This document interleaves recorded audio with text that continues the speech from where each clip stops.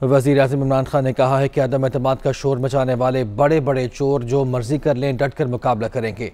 नाकामी के बाद इनके साथ क्या होगा, जो होगा क्या वो इसके लिए तैयार हैं। शहबाज शरीफ की असलियत मकसूद चपरासी से पता करें। आसिफ जरदारी की लूट मार पर फिल्में बन चुकी हैं। फजलुर रहमान और मेरी उम्र एक है, हमें आखिरत की फिक्र करनी चाहिए। कौमी असम्बली में जनूबी पंजाब सूबे का बिल लाएंगे। लंदन में मौजूद भगोड़े का पैसा वापस ले आए तो पेट्रोल और डीजल की कीमतें आधी कर देंगे। वो मेलसी में जलसे से खिताब कर रहे थे। इत्तेसाब इनका करने लगे तो उसके साथ सब मिलके उसको गिराने की कोशिश करें।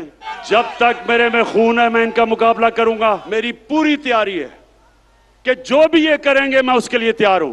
चोरों का टोला है, ये डाकुओं का जो गुलदस्ता है, क्या आप तैयार हैं जब इंशाअल्लाह आपकी अदम इत्तेमाद की तहरीक फेल होगी तो आप तैयार हैं जो मैं आपसे करूंगा? ये लोग कौन है जो अदम इत्तेमाद की तहरीक चला रहे हैं? मुजरिम नंबर 1 नवाज शरीफ झूठ बोल के सुप्रीम कोर्ट ने उसको सजा दी। बॉलीवुड की एक्टिंग की, रो धो के कि जी मैं तबाह हो गया, मरने वाला हूं, मिन्नतें करके बाहर चला गया। कभी गीदड़ भी लीडर बन सकता है। दूसरा है शहबाज शरीफ। अगर आपने शहबाज शरीफ का पता चलवाना है तो कहीं से मकसूद चपरासी को पकड़ के ले आए। इन्होंने एक मैच की एक टेक्निक निकाली हुई है। वो भगौड़ा जो उधर बैठा है वो और उसकी बेटी वो फौज को बुरा भला कहते हैं, और शहबाज शरीफ जो भी उसको बूट नजर आता है पॉलिश करना शुरू कर देता है। डरा हुआ है कि इसका केस आने लगा है और अगर केस आ गया तो इसने जेल में होना है। तीसरा है बीमारी जरदारी। इसके और नवाज शरीफ के ऊपर बाहर के अखबारों के अंदर मजमून आए, किताबों के अंदर इनका जिक्र आया, इनकी चोरी का। चौथे नंबर पे फजलू, ये सिर्फ पैसे नहीं बनाता, ये ब्लैकमेल करता है। फजलू, आपकी और मेरी उम्र एक ही है। हमें सोचना चाहिए कि ऊपर वाला कभी भी बुलावा दे दे। नेशनल असेंबली में साउथ पंजाब की कॉन्स्टिट्यूशनल अमेंडमेंट रख देंगे कि साउथ पंजाब का सूबा बनना चाहिए। पीपल्स पार्टी और नून लीग, क्या आप हमारी हिमायत करेंगे या नहीं, अब आपके सामने आ जाएगा। ये जो भगौड़ा बैठा हुआ है लंदन में, इसका मैंने पैसा वापस ले आया तो मैं आपको वादा करता हूं कि पेट्रोल और डीजल की कीमत आधी कर दूंगा। वज़ीर-ए-आज़म इमरान खान का कहना है कि यूरोपीय यूनियन के सफ़ीरों ने कहा रूस के खिलाफ बयान दें। पूछता हूँ क्या उन्होंने भारत को भी खत लिखा? दहशत गर्दी के खिलाफ जंग में 80,000 जानें गंवाईं। क्या नेटो या यूरोपीय यूनियन ने कभी पाकिस्तान की तारीफ की? क्या यूरोपीय यूनियन के ममालिक ने मकबूजा कश्मीर में 5 अगस्त के इक़दाम पर भारत से ताल्लुकात तोड़े? यूक्रेन जंग में किसी का साथ नहीं देंगे। अब कोई ड्रोन हमला हुआ तो एयरफोर्स को उसे मार गिराने का हुक्म दूंगा। यूरोपियन यूनियन के एम्बेसडर ने खत लिखा पाकिस्तान को कि आप रूस के खिलाफ उसके मुखालिफ स्टेटमेंट दें, उसके खिलाफ वोट दें। यूरोपियन यूनियन के एम्बेसडर से पूछता हूं कि क्या आपने हिंदुस्तान को भी ये खत लिखा था? ये वो पाकिस्तान था जिसने ये नेटो की मदद की, जो वॉर ऑन टेरर थी, हमने उनका साथ दिया। 80,000 पाकिस्तानियों की जानें गई। यूरोपियन यूनियन के एम्बेसडर से पूछता हूं कि आपने क्या हमारा शुक्रिया अदा किया? हिंदुस्तान ने जो कश्मीर का स्टेटस खत्म किया, क्या आप में से किसी ने हिंदुस्तान से कोई राब्ता तोड़ा, कोई तिजारत बंद की? क्या हम कोई गुलाम हैं कि जो आप कहेंगे हम कर लें? 2008 और 2018 के दरमियान में 400 ड्रोन अटैक हुए पाकिस्तान के ऊपर। तो डाकुओं ने क्यों नहीं उनसे पूछा? इनको डर था कि जिस दिन ये कहेंगे कि सर ये क्या कर रहे हैं आप, ये ना करें, वो इनकी प्रॉपर्टी जब्त कर लेंगे। जब से इमरान खान वजीर आजम बना कोई ड्रोन अटैक हुआ है? कभी किसी ने कोशिश की ड्रोन अटैक करने की?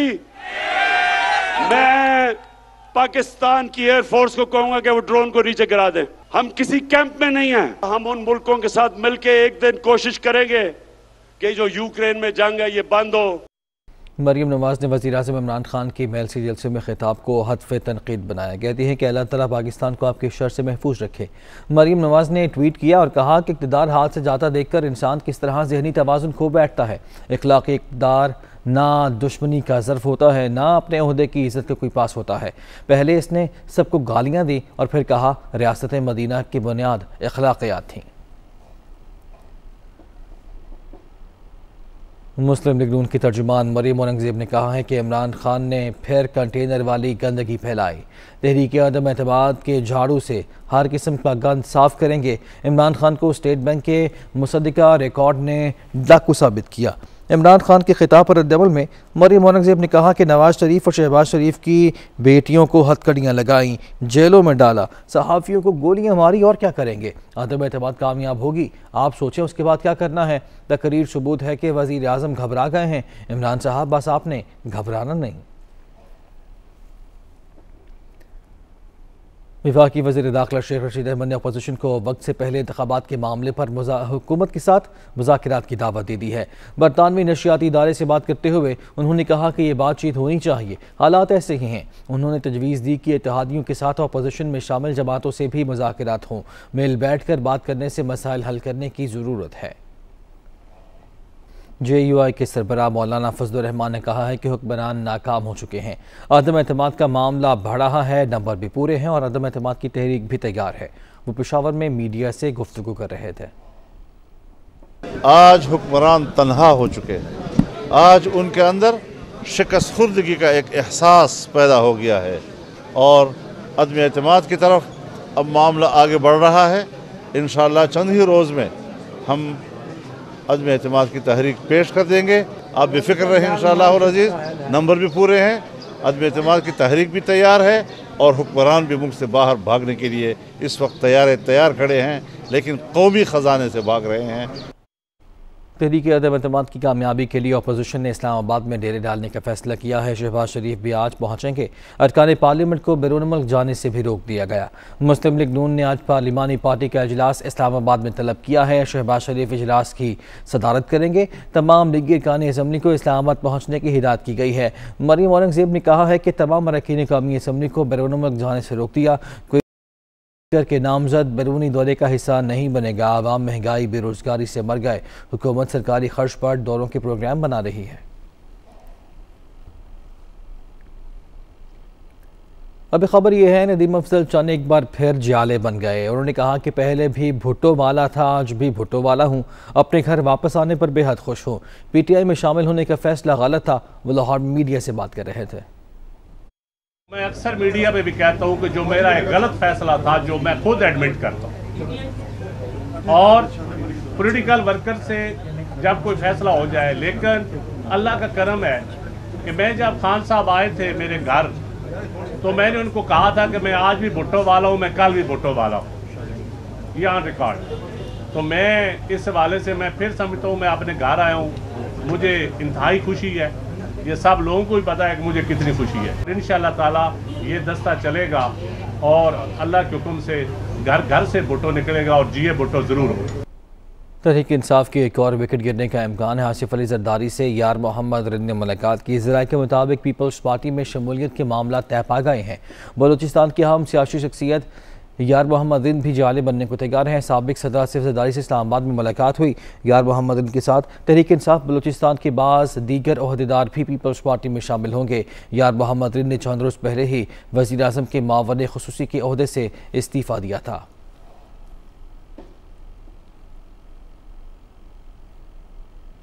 पीपल्स पार्टी के रहनुमा खुर्शीद शाह ने कहा है कि रियासत को बचाने के लिए इमरान खान को घर जाना होगा। 8 या 9 मार्च को वज़ीर आज़म के खिलाफ तहरीक अदम एतमाद ला रहे हैं। हमारे नंबर पूरे हैं, इसलिए ही मैदान में आए हैं।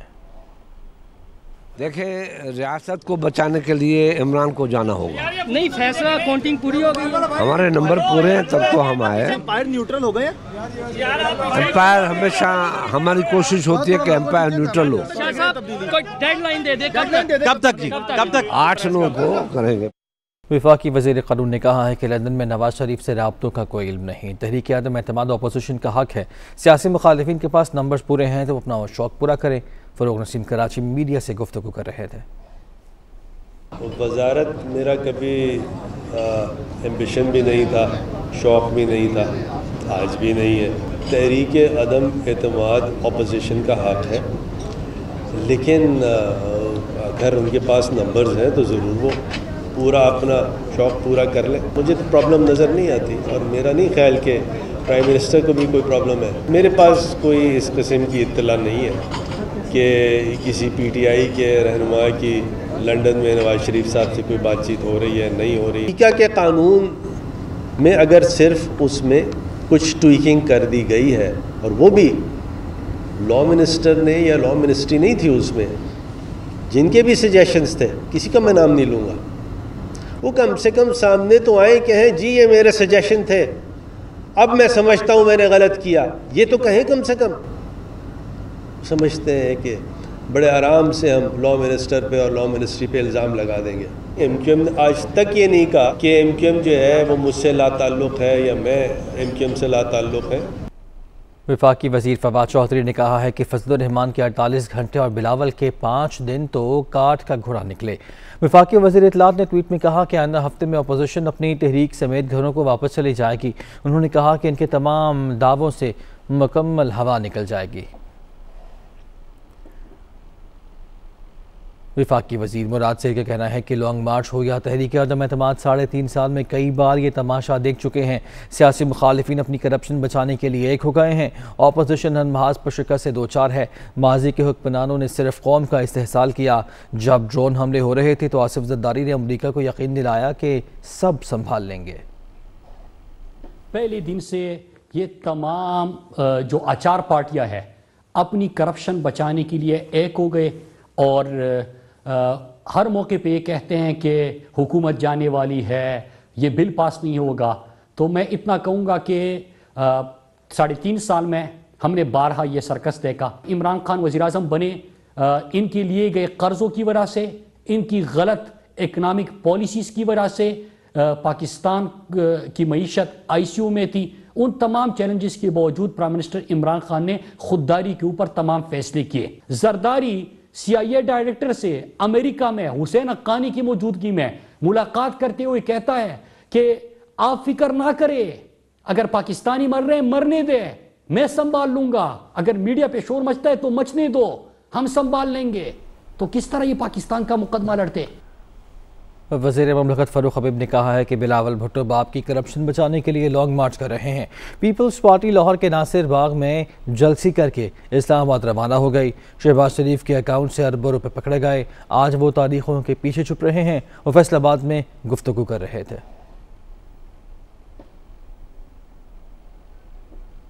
वो जरदारी का वारिस जिसने लूटमार की हुई है, जिसको पापड़ वाले फलूदे वाले के लिए वो एक शार्ट मार्च कराची से लेके निकला है, वो मीनारे पाकिस्तान जाने का सोचा ही नहीं उसने।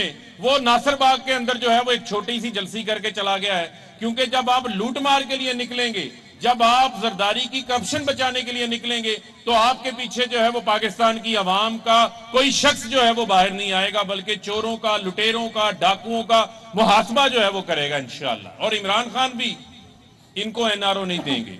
फर्क क्या है, जिन्होंने सड़कों पे एक दूसरे को घसीटना था, आज जो वो एक दूसरे से बगलगीर हुए वो शख्स जो हैट पहन के, लंबे बूट पहन के झूठ बोलने से बाज नहीं आता कि मैंने एक धेले की करप्शन नहीं की, उनके अकाउंटों से 1-1 अरब नहीं, 2-2 अरब नहीं, 3-3 अरब नहीं, 16-16 अरब रुपया पकड़ा गया है। उनके अकाउंटों में टीटियां पकड़ी गई हैं। वो तारीखों के पीछे छुपते फिरते हैं। वफाकी वज़ीर हमाद अज़हर ने कहा है कि चोरों और डाकुओं की असल जगह जेल है। साजिशी अनासिर इमरान खान जैसे लीडर को मुल्क में नहीं देखना चाहते। वज़ीर आज़म ने अक़वाम मुत्तहिदा में ख़त्म नबूवत सल्लल्लाहु अलैहि वसल्लम और कश्मीर का मसला मौसर अंदाज में उजागर किया। वो लाहौर में गुफ्तगू कर रहे थे। आपके पास एक ऐसी हुकूमत है जो चारों सूबों की इकाई है, जो सारे चोरों को, लुटेरों को कटहरों में खड़ा कर रही है, जो पाकिस्तान की आज़ाद खारजा पॉलिसी की बुनियाद रख रही है, जो सारी दुनिया में मुसलमानों के लिए अक़वाम मुत्तहिदा से लेके हर प्लेटफॉर्म तक, कश्मीर का मसला हो या ख़त्म नबूवत का, इमरान खान वो वाहिद दुनिया का मुसलमान लीडर है कि जो डंके की चोट पे अपने मुल्क की अपने मजहब की और अपने खारजा पॉलिसी की बात करता है। और बहुत लोग ऐसे हैं, मैं आपको बताऊं, बड़ी कुव्वतें ऐसी हैं जो पाकिस्तान में ऐसे शख्स को नहीं देखना चाहती। सीनियर लीग रहनुमा हसन इकबाल कहते हैं कि PTI की हुकूमत आखिरी हिचकोले ले रही है। वज़ीर आज़म से लेकर वज़रा के चेहरे बता रहे हैं कि तहरीक अदम एतमाद में इन्हें अपनी शिकस्त वाज़े नजर आ रही है। रुखसती अब करप्ट और नालायक हुकूमत का मुक़द्दर है। इमरान न्याज़ी साहब की हुकूमत अब आखिरी हचकोले ले रही है। वज़ीर आज़म से लेकर काबीना के वज़रा के चेहरे ये बात बता रहे हैं कि उन्हें तहरीक अदम एतमाद में अपनी शिकस्त साफ़ और वाज़े नज़र आ रही है। उनके औसान ख़ता हैं, उनको हिचकियाँ बन चुकी हैं और उन्हें समझ नहीं आ रहा कि वो किस तरीके से इस बहरान से निकलें। इसकी वजह ये नहीं है कि आलमी ताकतें इमरान खान के ख़िलाफ़ हो गई हैं। इमरान खान के ख़िलाफ़ पाकिस्तान के 22 करोड़ अवाम उठ खड़े हुए हैं। ये करप्ट हुकूमत, ये नालायक हुकूमत, ये नाअहल हुकूमत, अब रुखसती इसका मुकद्दर है। स्पीकर पंजाब असम्बली चौधरी परवेज़ इलाही ने वज़ीर आज़म इमरान खान को अपने मुशीरों से मोहतात रहने का मशवरा दिया है। कहा कि मुशीर गलत बयानी से हुकूमत और मीडिया के दरमियान खलीज हायल कर रहे हैं। अपने पैगाम में चौधरी परवेज़ इलाही ने कहा कि तहरीक इंसाफ के मेंबरान को मखसूस चैनल्स में जाने से रोके जाने पर तशवीश है। आज़ादी इज़हार राय जमहूरियत का हुस्न है। वो वज़ीर आज़म और पार्टी क़यादत से फ़ैसले पर नज़रसानी की दरख्वास्त करते हैं। चौधरी परवेज़ इलाही ने चंद अखबारात और मीडिया हाउसेस के इश्तिहारात बंद करने पर भी तशवीश का इज़हार किया। उन्होंने कहा कि हैरानी है तहरीक इंसाफ की तरफ से मीडिया हाउसेस को निशाना बनाया जा रहा है। गवर्नर सिंध इमरान इस्माइल कहते हैं कि हुकूमत के नंबर्स पूरे हैं, अपोजिशन अदम एतमाद की तहरीक लाने का शौक पूरा कर ले, कामयाबी नहीं मिलेगी। अपोजिशन के 15 अरकान अदम एतमाद की तहरीक में उनका साथ देने को तैयार नहीं। उन्होंने 9 मार्च को वज़ीर आज़म इमरान खान की कराची के दौरे से मुताल्लिक शेड्यूल से भी आगाह किया। फरमा रहे थे वो खुद फोकर हैं, तो जोकर और फोकर क्या किसी को बोलें, लेकिन मैं ये आपको बता दूं कि जो ये नो कॉन्फिडेंस का मूव करने ये जा रहे हैं, ये कह के फंस गए। ना इनके पास नंबर्स हैं, ना ये नंबर्स पूरे कर सकते हैं। मेरे पास जो आदाद शुमार है उसमें अपोजिशन के अपने 15 लोग तैयार नहीं हैं अंदर आने के लिए, बाकी हमारे तो वो क्या तोड़ेंगे और जोड़ेंगे। हमारे एलाइज, चाहे वो MKM हो, मुस्लिम लीग काफ हो, वो BAP पार्टी हो, वो GDA हो, या और कोई जो एलाइज हैं पाकिस्तान तहरीक इंसाफ के, इमरान खान साहब के, वो मजबूती से उनके साथ खड़े हैं। इंशाल्लाह नंबर इन्होंने प्रूव करना है, असम्बली में इन्होंने साबित करना है कि इनके पास मेजॉरिटी है। खान साहब 9 मार्च को कराची तशरीफ लाएंगे।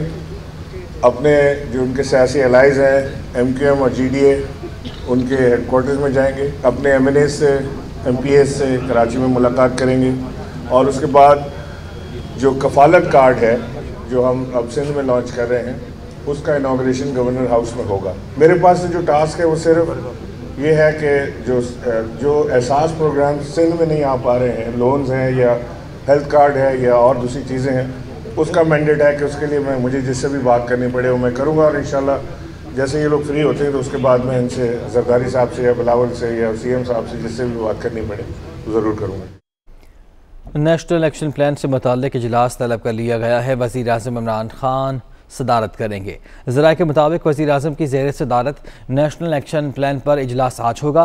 कौमी एक्शन प्लान के मुख्तलिफ हिस्सों पर पेशरफ्त का जायज़ा लिया जाएगा। मुल्क की सिक्योरिटी सूरत हाल पर ब्रीफिंग भी दी जाएगी। अफ़गानिस्तान की मौजूदा सूरत हाल और दीगर उमूर पर भी गौर होगा।